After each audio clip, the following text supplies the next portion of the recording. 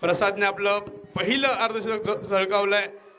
पहिला सामना या पर्वातला सुरेख फलंदाजी ज्ञानेश यंगशोच्या माध्यमातून तो खेळतोय. 14 चेंडू 52 धावा लगावल्यात. नाबाद 52. पाहूयात कुठपर्यंत ही मजल मारली जाईल. Down the leg side wide ball. ओ हो इथे मात्र कीपर सुद्धा चूक करतोय. पाहूयात वाईट +1 अशा 2 धावा नक्की मिळतील. धावसंख्या 69 कडे पोहोचेल. 67 67 धावा.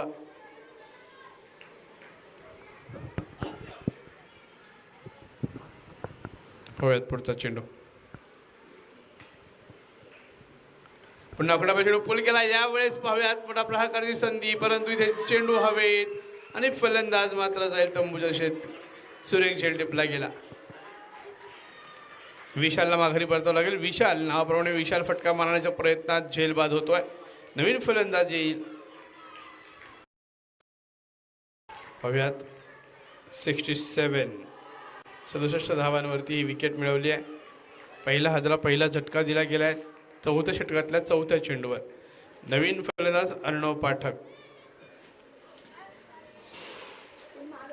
अर्णव पाठक पुन्हा सज्ज होतोय आपल्या संघासाठी योगदान द्यायला. 67 धावा झाल्यात. प्रसाद 52 धावांवरती खेळतोय. नवीन फलंदाजाला विशालची जागा भरून काढण्यासाठी अर्णव. पाहूयात अर्णव आपल्या संघासाठी कशा प्रकारे धावा काढू शकतोय.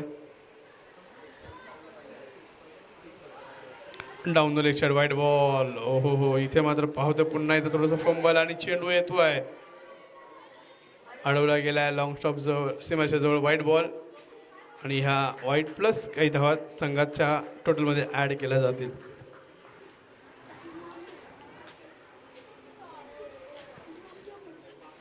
विहान पटेलचं सुद्धा हे महागडं षटक यश नक्की मिळाले. एक विकेट मिळवली आहे.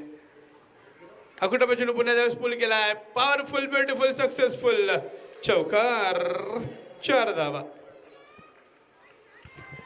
धावसंख्या झाली 74. 74 रन्स ऑन बोर्ड. शेवटचा चेंडू शिल्लक. प्रोजेक्टेड स्कोअर जो दिसतोय ज्याप्रमाणे फलंदाजी होते त्याप्रमाणे आतापर्यंत केलेल्या धावांनुसार 154 धावा केल्या जाऊ शकतात. पाहूयात त्या 154 धावा केल्या जातील की त्याच्या अगोदर रोखलं जाईल. ज्ञानेश यंगशोसला की त्यापेक्षा जास्त धावा काढण्यात यश मिळेल. पाहूयात पुढचा चेंडू. अर्णव सज्ज होतोय. अकुटपा चेंडू हलका तरी खेळला कव्हर्समध्ये. पुन्हा इथं फंबल.